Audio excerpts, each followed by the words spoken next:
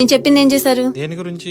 అదే మీ అమ్మని old age home లో ఉండిద్దో లేదో అడగమని చెప్పాగా. అదే అడిగాగా, ఉంటా అంది. సండే తీసుకువెళ్తా. అప్పటి వరకు ఒక 4 రోజులు ఇక్కడే ఉంటా అంది. ఈవినింగ్ తీసుకుని వస్తా. అన్నట్లు చెప్పడం మర్చిపోయాను. జాబ్ అంటున్నావు కదా, నీకు వాట్సాప్లో ఒక నెంబర్ పంపిస్తా, దానికి కాల్ చేయి. షిఫ్ట్లు వైజ్గా ఉంటుంది. ఓన్లీ డేనే కాదు, నైట్ కూడా వెళ్ళాల్సి వస్తుంది. అమ్మ వస్తుంది కదా, మళ్ళీ అది ఇది అని అనుకుంటా. వెళ్ళాక మండే నుండి వెళ్దు గాని, ఓకేనా? వాళ్ళతో మాట్లాడి అమౌంట్ అది నువ్వే ఫిక్స్ చేయి, సరేనా? అదేంటి నేను ఫిక్స్ చేయడం? మరి నీకు రేట్ ఎంతవరకు ఫిక్స్ చేస్తారు? దానిలో అమ్మాయిదే కదా upper hand. Per hour, per day, per night ఇలా ఉంటుంది. చూసి నువ్వే మాట్లాడుకో, సరేనా? అర్థం కాల, సరిగ్గా చెప్పండి.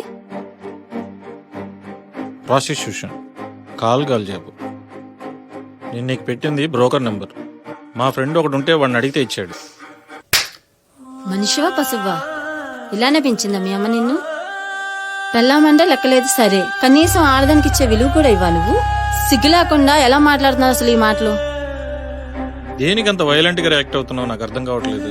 పెళ్ళాం మాట విని తల్లిని రోడ్డు మీద వదిలేసిన అలాంటి కొడుకు పెళ్ళానికి పక్కలో వేయడానికి ఆలోచిస్తాడనుకుంటే అది నీ తప్పు. దానికి నేనేం చేయను? నేనేమి ఆ వెళ్ళక ముందు నేనేమి వెళ్ళమంటలేదుగా. వెళ్ళాకే వెళ్ళంటున్నా. ఎందుకంటే ఆమెను పంపించేసాక తప్పు ముందు ఏ తప్పు పెద్దది అనిపించదు. సో మండే వరకు వెయిట్ చేసి మండే నుంచి డ్యూటీ ఎక్కేసి, సరేనా? నేనేం ఫీల్ అవను నా గురించి నువ్వేమన్నా ఆలోచిస్తావేమని.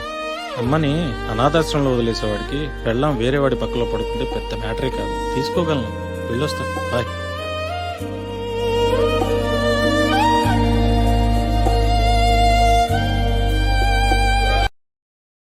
Download ShareChat.